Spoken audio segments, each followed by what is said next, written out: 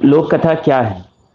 तो मनुष्य के जीवन में और कल्पना का एक सम्मिश्रण, मतलब कि जीवन में जीवन का तो सम्मिश्रण है, जीवन के साथ ही साथ उसमें एक कल्पना का भी सम्मिश्रण होता है।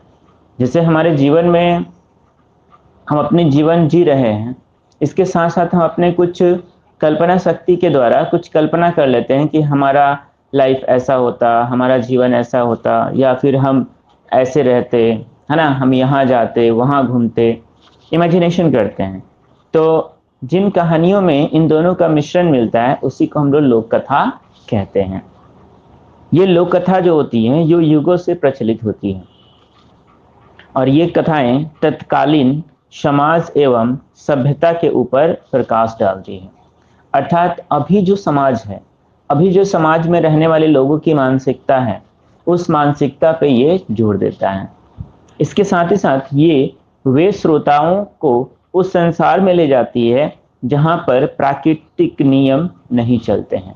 अर्थात वो एक अलग दुनिया होती है जहां पे श्रोतागण या फिर मनुष्य सिर्फ और सिर्फ एक क्या रहता है, अभिभावक के रूप में वहां कार्य करता है। वहां पे किसी भी नियम का प्रतिपादित नहीं किया जाता है। जिस प्रकार से किंवदंतियां या पौराणिक कथाओं की विशेषताएं थी, ठीक उसी प्रकार से आपके लोक कथा की भी कुछ विशेषताएं होती हैं। वो क्या है? तो इन कहानियों का जो स्थान होता है, जो काल होता है, वो अनिर्दिष्टित होता है। अर्थात इसमें कोई निर्दिष्ट नहीं होता कि यहीं का होगा। दूसरी बात होती है कि इतिहासकारों का मानना है कि लोक कथाओं का प्रसार यात्री, नाविकों, नौकरी करने वाले लोगों, सन्यासियों, योद्धाओं, युद्धबंदियों, कृतदासों द्वारा सुदूर स्थानों में हुआ है। अर्थात ये सारे चीजों जो हैं, लोक कथाओं का जो विस्तार हुआ है किसी न किसी के माध्यम से हुआ है। उसमें पहला बोला जा रहा है यात्री। अर्थात यहाँ पे हम कोई अगर लोक कथा किसी को सुनाते हैं और यहाँ से सुन करके कोई यात्रा करने जाता है, तो वो जहाँ जाएगा और बात पे बात आएगी तो वहां पे वो कथा सुनाएंगे। उसी तरह से नाविक लोग एक स्थान से दूसरे स्थान तक जाते हैं, दूसरे स्थान से तीसरे स्थान जाते हैं, तो उससे क्या होता है कि वे लोग एक स्थान से दूसरे स्थान घूमते रहते हैं ना। तो उसी प्रकार से उन लोगों को क्या होता है, लोक कथाओं का वो लोग विस्तार कर देते हैं, है ना। और सुदूर का कहने का मतलब है, सुदूर कहने का मतलब है कि पूरी दुनिया में जितने भी जगह है घूमने लायक या अच्छे जगह माने जाते हैं, उस स्थान को कहा जाता है सुदूर। ठीक है। तो जो नौकरी करने वाले हैं वो कहीं ना कहीं अपने कार्यस्थल पे जाएंगे, यात्री लोग होंगे तो कहाँ जाएंगे, अच्छे जगह पे जाएंगे, तभी वो यात्री कहलाएंगे, है ना। तो इसके अलावा बोला जा रहा है कि जो लोक कथाएं होती हैं उनमें से अधिकतर अलिखित है।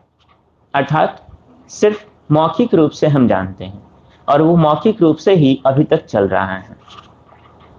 उसके बाद बोला जा रहा है कि लोक कथाओं में धार्मिक विषयों का महत्व नहीं दिया जाता है। इसमें ईश्वरी कहानियों का विशेष वर्णन होता है। अर्थात इसमें ईश्वर का एक मिलाप होता है, जिसमें हम लोग क्या करते हैं, हम लोग बताते हैं कि ईश्वर की कृपा से ये हुआ, हमने ईश्वर की भक्ति की तो हमको ऐसा हुआ वैसा हुआ। जिस प्रकार से भक्ति फिल्म आप लोग देखते हैं, वो एक लोक कथा का उदाहरण है। उसके अलावा बोला जा रहा है कि लोक कथाओं के रचयिताओं के बारे में जानकारी नहीं मिलती है, पर लोक कथाओं को जो लोग परिमार्जित करते हैं उनके बारे में थोड़ी बहुत जानकारी मिल जाती है।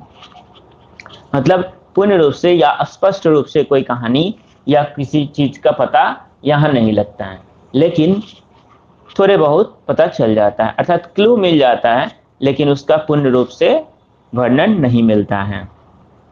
बोला जा रहा है कि किंवदंतियों एवं पौराणिक कथाओं में शिशु से लेकर वृद्ध मनुष्य तक के मनोरंजन एवं ज्ञान के विषय वस्तु पर लोक कथाओं में शिशुओं और किशोरों तथा किशोरियों हेतु विषय सामग्री होती है। अर्थात यहाँ पे जो विषय वस्तु होता है वो शिशु से संबंधित होता है, किशोरों से संबंधित होता है और किशोरियों से संबंधित होता है, अर्थात नवयुवक और नवयुवती, इससे ये संबंधित ज्यादा होता है, और बच्चों से, है ना। ये कुछ थे इसके विशेषताएं। इसके बाद हम लोग देखते हैं कुछ उदाहरण इसके कि लोक कथा के उदाहरण क्या हैं। जैसे सात भाई चंपा, ये उदाहरण है इसकी। अली बाबा 40 चोर लोक कथा का उदाहरण है ना। कैसे? सात भाई चंपा, दक्षिणा रंजन मित्र मजूमदार ने सन 1907 में ठाकुर मार झूली नामक बंगला लोक कथाओं का प्रकाशन किया था। अर्थात एक मैगजीन निकाली गई थी, बुक निकाली गई थी, जिसमें बहुत सारे लोक कथाओं का सम्मिश्रण दिया गया था। और एक संग्रह की एक लोकप्रिय कथा सात भाई चंपा है, और एक राजा की 3 रानियों को लेकर इस कहानी में की रचना की गई है। इन 3 रानियों को कोई संतान नहीं थे। बाद में छोटी रानी को 7 लड़के एवं 1 लड़की हुई, जिन्हें अन्य रानियों ने राजा से बचकर उन बच्चों को मिट्टी में गाड़ दिया एवं राजा को बताया कि छोटी रानी के गर्भ से 7 मेढक एवं 1 चूहा हुआ है। अर्थात उसके पेट से, छोटी रानी के पेट से 6 लड़की और 1 लड़का हुआ, लेकिन उसको उन्होंने गाड़ दिया राजा से छुपा करके, और राजा को बताया गया कि उनके छोटी रानी के गर्भ से सिर्फ 6 मेढक और 1 चूहा जन्म लिया है। इससे क्रुद्ध होकर राजा ने छोटी रानी को महल से निकाल दिया था। कुछ दिनों बाद राजा ने वास्तविक घटना को जानकर अन्य रानियों को भी महल से निकाल दिया, और बाद में जब उनको पता चला कि ऐसा ऐसा हुआ है, तो फिर वो क्या किए, बाकी जो रानी थे उनको भी निकाल दिए, है ना। बहुत अच्छा है ठाकुर मर्द, अगर आप देखे हैं झूली तो, ठीक ना। तो ये थी आपकी लोक कथाएं। इसके अलावा बोला जा रहा है अली बाबा और 40 चोर। ये क्या है? अरब की एक कहानी है जनिक, जिसमें कासिम ने अली बाबा की संपत्ति पर अधिकार कर लिया, तो अली बाबा जंगल से लकड़ी काटकर अपना जीवन निर्वाह करने लगे, और उन्होंने एक दिन दूर से देखा कि 40 चोर धन से भरी एक गुप्त गुहा के दरवाजे पर गए, और उन्होंने कहा, खुल जा सिम सिम। तो गुफा का दरवाजा खुल गया। अर्थात उनको अली बाबा को पता चल गया कि वो दरवाजा कैसे खुलेगा। एक दिन चोरों की अनुपस्थिति में अली बाबा खुल जा सिम सिम कहकर गुफा के भीतर गए और बहुत संपत्ति लेकर बाहर आए। इस कहानी को सुनकर अली बाबा का भाई भी दरवाजे पर गया, और दरवाजे पर जाकर के खुल जा सिम सिम बोला, तो गुफा के खुल जाने पर भीतर गया, और बहुत धन संपत्ति लिए बाहर आने के लिए खुल जा सिम सिम कहना भूल गया, और गुफा से बाहर नहीं आ पाया। बाद में चोरों के दल ने भीतर प्रवेश कर उसकी हत्या कर दी, है ना। ये भी क्या है? एक लोक कथा है। अब हम लोग देखते हैं कि लोक कथाओं का क्या महत्व है। अर्थात शिक्षा देने के क्षेत्र में इसका महत्व है, मनोरंजन के क्षेत्र में इसका महत्व है, ऐतिहासिक ढांचे का आभास में इसका महत्व है, और समाज संस्कृति का परिचय में भी इसका महत्व है। अर्थात समाज में जो संस्कृति है, कल्चर है, उस कल्चर को स्टेबल रखना भी इसकी महत्वता, इंपॉर्टेंस को दर्शाता है।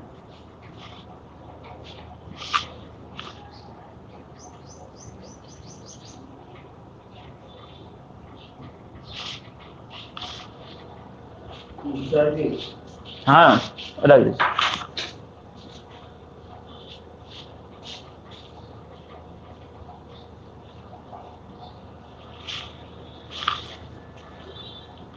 एक मिनट। हाँ,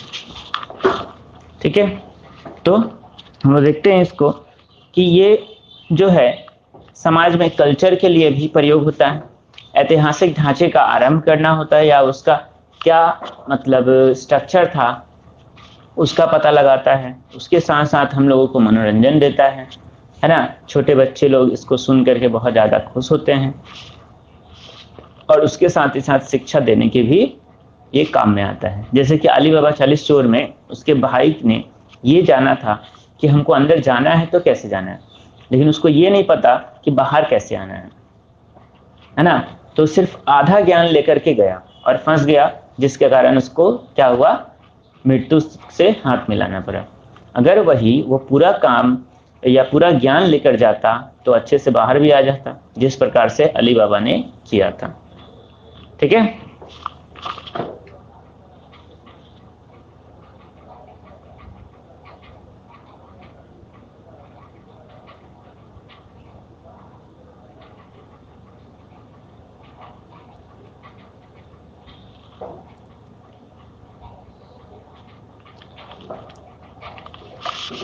हम लोग स्मृति कथा के बारे में पढ़ेंगे। स्मृति कथा मतलब मेमोरी। स्मृति कथा क्या है? स्मृति कथा जो है वो इतिहास का एक महत्वपूर्ण उपादान है और अतीत काल के किसी व्यक्ति, परिवार या घटना से संबंधित कोई जानकारी किसी एक व्यक्ति के पास हो सकती है। वह व्यक्ति उस घटना का प्रत्यक्ष या अप्रत्यक्ष साक्षी हो सकता है। इस घटना के अतीत हो जाने पर भी वह घटना उस व्यक्ति के पास रहती है, अर्थात स्मृति कथा। कहने का मतलब है स्मृति का अर्थ ही होता है कि जिसको हम याद करते हैं, है ना, जिसको हम लोग याद करते हैं। अर्थात स्मृति मतलब मेमोरी, और मेमोरी मतलब ही हम लोग जानते हैं जो घटनाएं बीत चुकी है वो हमारी मेमोरी बनके हमारे मस्तिष्क के अंदर, हमारे यादों के अंदर रहती है। ठीक है, तो इस घटना के अतीत हो जाने पर भी वह घटना उस व्यक्ति के पास रहती है और वह व्यक्ति उस घटना को बाद में प्रकाश में ला सकता है। यदि कोई व्यक्ति किसी घटना से जुड़ा होने पर या होने के बाद उसे प्रकट करता है, इस प्रकार की स्मृति जो होती है इतिहास में निर्माण के लिए सहायक मानी जाती है। अर्थात कुछ कुछ घटनाएं ऐसी है जिसका साक्ष्य जो है वहाँ के लोकल पीपल्स ही हैं। अर्थात कहने का मतलब है कि वहाँ पे जो रहने वाले लोग हैं उन्हीं के माध्यम से जो कुछ सुने हैं उसको हम लोग इतिहास में पढ़ते हैं, उसको भी हम लोग स्मृति कथा के अंदर से ही रखते हैं। ये सारे जितने भी हम चीज़ें पढ़ रहे हैं ये सब एक प्रकार की जनश्रुति है, अर्थात जनता के द्वारा सुनी हुई या जनता के द्वारा बनाई हुई कहानियां हैं, जो इतिहास के क्षेत्र में या समाज के क्षेत्र में या विकास के क्षेत्र में बहुत ही ज़्यादा महत्वपूर्ण अपना स्थान प्रदान करती है, जिसके चलते हम लोग इसको पढ़ते हैं।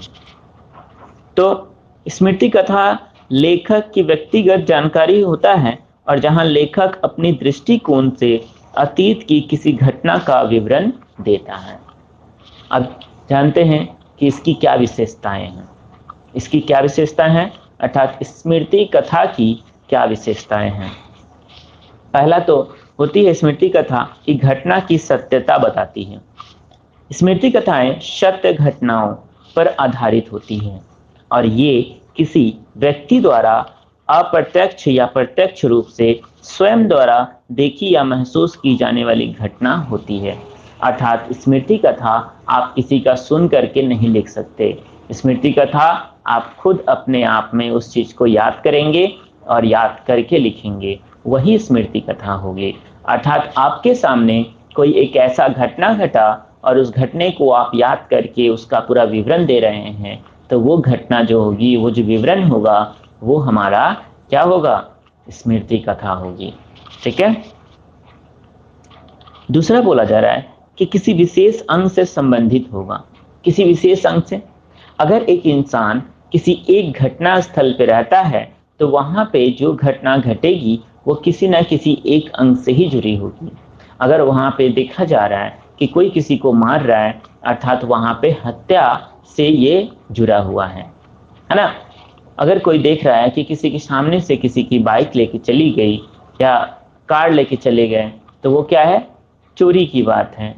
तो वहाँ पे क्या एक टॉपिक आया, चोरी की बात आई। उसी प्रकार से यहाँ पे बताया जा रहा है कि जो है ये क्या है, किसी विशेष घटना का विवरण होता है।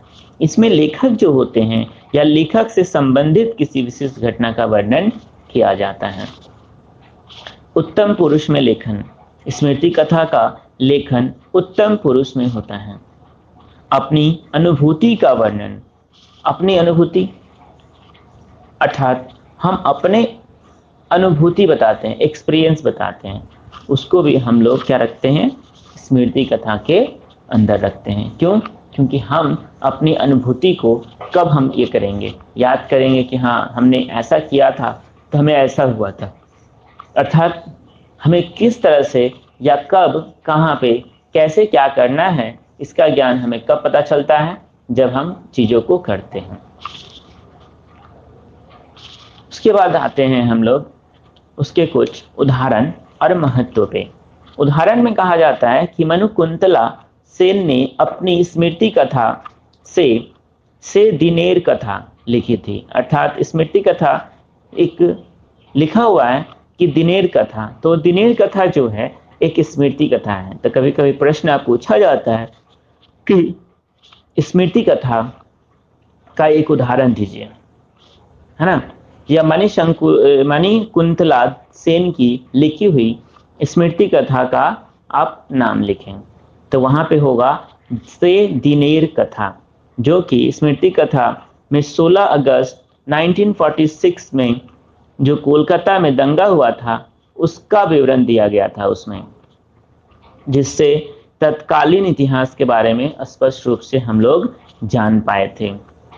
आशालता सरकार ने अपनी स्मृति कथा आमी सूर्यसेनेर शिष्या लिखी थी, और इस स्मृति कथा से सूर्यसेन एवं चट्टग्राम अस्त्रागार के लूट के इतिहास का पता लगता है। साहित्यकार नारायण सन्याल की स्मृति कथा आमी नेताजी के देखेची से नेताजी के इतिहास के बारे में जानकारी मिलती है। बांग्लादेश के साहित्यकार सूफिया कमाल 1911 to 1999 की लिखी एकांतरेर डायरी एक मूल्यवान स्मृति कथा है। इस पुस्तक में 1971 ईस्वी में पश्चिमी पाकिस्तान की विभिन्न बर्बरतापूर्ण घटनाओं का वर्णन है और साथ ही साथ मुक्ति वाहिनी के विभिन्न कार्यों का वर्णन मिलता है। बांग्लादेश के स्वतंत्रता की इतिहास की रचना में यह पुस्तक बहुत सहायक सिद्ध हुआ है। मन्ना डे की स्मृति कथा जीवनेर जल सागरे का प्रकाश 2005 में हुआ था और इसका अंग्रेजी अनुवाद भी किया गया था। मन्ना डे जिनका जन्म जो है 1919 में हुआ था, 2013 में उनकी मृत्यु हुई थी, है ना। तो 1942 ईस्वी में उन्होंने शुरू करके मृत्यु पर्यंत, मतलब जब तक मरे नहीं तब तक बांग्ला और हिंदी के लोकप्रिय गायक के रूप में विभिन्न घटनाओं का वर्णन करते रहे। अर्थात घटनाओं का वर्णन वो गानों के माध्यम से बताते थे, है ना। तो मन्ना डे का नाम जो है इतिहास में बहुत ही सम्मान पूर्वक लिया जाता है, क्योंकि इन्होंने बहुत सारे ऐसे घटनाओं को बहुत ही आसान भाषा में लोगों तक, एक आम जनता तक पहुंचाया है जिसके पास उतना ज्ञान नहीं है कि इतिहास क्या है, कैसे समझा जाता है, इससे क्या लाभ होता है। उन्होंने इस चीज को वहां पे बहुत अच्छी तरह से बताया है, जिससे क्या हुआ है, जो आम जनता है, जो साधारण जनता है, जिसके पास उतना ज्ञान नहीं है, उन लोगों के पास भी इतिहास का कुछ ज्ञान पहुंचा है और वो लोग भी कुछ जान पाए हैं। अब हम देखते हैं स्मृति कथा का महत्व क्या है। बुद्धिमान लोगों का वितरण, अर्थात अधिकतर स्मृति कथाओं का लेखन बुद्धिमान एवं पढ़े लिखे लोगों द्वारा ही होता है तथा इसमें मिथ्या अतिरंजित बातों का अभाव होता है। अतिरंजित कहने का मतलब ही होता है जिन बातों में हम लोग बहुत सारा झोल झाल मिला के बना के तेल मसाला लगा के बोलते हैं, वो है अतिरंजित। अर्थात उसको हम लोग कह सकते हैं कि वो पूर्ण रूप से सत्य नहीं है और ना ही पूर्ण रूप से गलत है। उसमें कुछ बातें सत्य होती है और कुछ बातें गलत होती हैं। ठीक है, अब बोला जा रहा है कि प्रत्यक्षदर्शी वर्णन किया जाता है। स्मृति कथा का लेखन प्रत्यक्ष दर्शन के आधार पर घटना का वर्णन होता है, अतः इतिहास की तुलना में इसमें सत्यता अधिक होती है। अर्थात स्मृति कथा में सत्यता अधिक होती है। क्यों? क्योंकि स्मृति कथा वही होती है जो हम अपने आंखों से अपने अतीत में देखे रहते हैं और अपने आने वाले भविष्य के जनरेशन को बताते हैं या दिखाते हैं। इतिहास की रचना करने में इसका बहुत महत्वपूर्ण हाथ होता है स्मृति कथा का। इसके साथ ही साथ बोला जा रहा है कि इतिहास एवं साहित्य का समन्वय भी यहाँ पे बहुत अच्छी तरह से मिलता है। स्मृति कथाओं में इतिहास एवं साहित्य का समन्वय होता है, अतः ये ज्ञानवर्धक और मनोरंजक होती है। स्मृति कथाएं सत्य होने के कारण मनुष्य को बहुत प्रभावित करती है। ये है हमारे स्मृति कथा के महत्व। ठीक है, नेक्स्ट टॉपिक हम लोग पढ़ेंगे नेक्स्ट डे, जो है मौखिक परंपरा, अतीत का उत्तराधिकार और भी बहुत सारे टॉपिक हैं। हम लोग आज पढ़ा स्मृति कथा।